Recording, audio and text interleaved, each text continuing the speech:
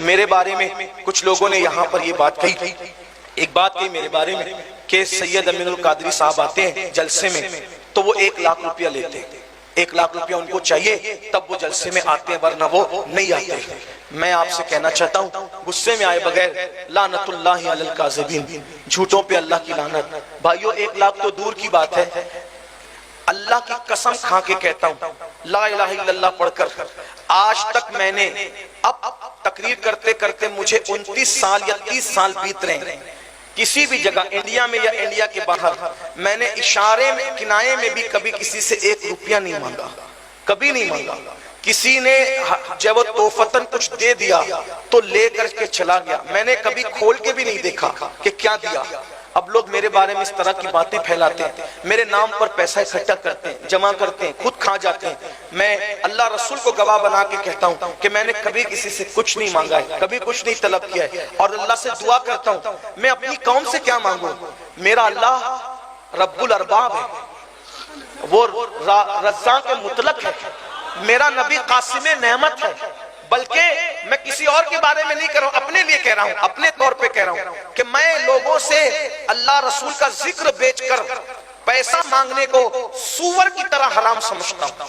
جیسے سور کھانا حرام ہے، شراب حرام ہے، ویسے میں اللہ کا رسول کے ذکر کو بیچنے کو حرام سمجھتا ہوں۔ میں نے کبھی نہیں مانگا کسی سے، اشارہ بھی نہیں کیا، بلکہ کسی نے اگر دے دیا تو میں نے اس کو سنت سمجھ کر لے لیا، گنا بھی نہیں، کبھی دیکھا بھی نہیں۔ ویسے ہی گھر گئے، اس کو کبھی گنا بھی نہیں، کوئی مجھے بتا نہیں کہ میں کسی کے بارے میں نہیں بتا سکتا ہوں کہ وہاں گیا تھا تو اتنا ملا تھا، نہیں، کیونکہ میں سب ایک ساتھ اکٹھا کر لیتا ہوں، جمع کر لیتا ہوں تاکہ گنوں نہیں۔ کیوں نہیں گنتا؟ اس لیے نہیں گنتا کہ آئندہ فون آئے گا، سمجھ لو فون آئے گا اور میں گنا ہوا رہوں گا تو مجھے معلوم رہے گا کہ فیضی صاحب نے زیادہ دیا، صادق صاحب نے کم دیا۔ جب دونوں کا فون ایک ساتھ آئے گا ہمیں تاریخ چاہیے تو میری طبیعت کس کی طرف مائل ہوگی؟ جس نے زیادہ دیا اس کی طرف مائل ہوگی۔ تو اس لیے میں نہیں گنتا کہ مجھے جب پتہ ہی نہیں رہے گا کس نے کتنا دیا، اور جب میری طبیعت زیادہ دینے کے والے کی طرف مائل ہوگی تو بولو میں ذکر اللہ کرنے کے لیے گاندھی جس پہ چھپا ہے اس کے لیے گیا کہ رسول اللہ کے لیے گیا؟ کس کے لیے گیا؟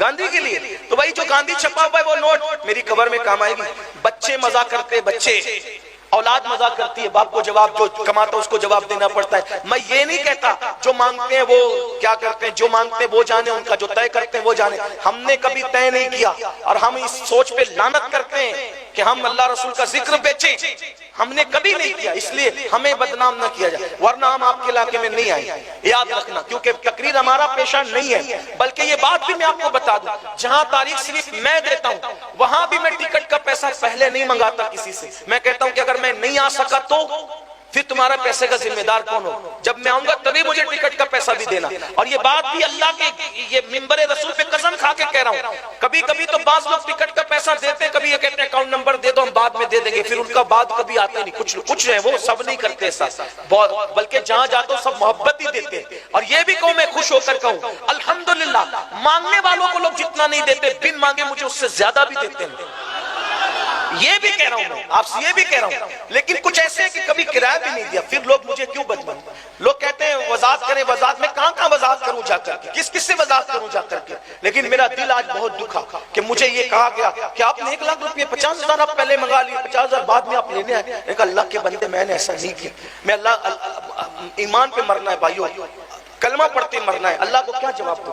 ایک ایسا بندہ جو کسی کو جواب ہی نہیں دیتا اس پہ اتنے الزام لگاتے ہیں، ایسے بات کرتے ہیں، ایسا مت کرو۔ اس لیے میری گزارش ہے کہ میرے نام پہ اس طرح کی کوئی بات نہ کرے، اللہ کو جواب دینے میں نے کبھی نہیں مانگا۔ یہ صادق رضوی صاحب بچپن سے مجھے جانتے ہیں، گواہ ہیں، اور جو لوگ سن رہے وہ بھی جانتے ہیں۔ بلکہ یہ تو میں باہر جاتا ہوں، باہر جو لوگ دے دیتے ہیں لے لیتا ہوں۔ میرے شہر مالیگاؤں میں تو آپ پوچھے لوگوں سے، میں جہاں مالیگاؤں میں تقریر کرتا ہوں وہاں دعوت بھی نہیں کھاتا کمیٹی والوں کی، ان کا کھانا بھی نہیں کھاتا۔ میں کہتا ہوں باہر اس لیے کھانا کھاتا ہوں کہ وہاں میرا گھر نہیں ہے، لیکن مالیگاؤں میں تو میرا خود کا گھر ہے، تو تمہارا کھانا کھانے کیوں آؤں؟ کیوں کھاؤں تمہارا کھانا؟ جب میرا گھر خود موجود ہے تو میں کیوں مالیگاؤں والوں کا کھانا بھی نہیں کھایا؟ جا کے پوچھو ان سے، تحقیق کرو، وہ بتائیں گے تمہیں۔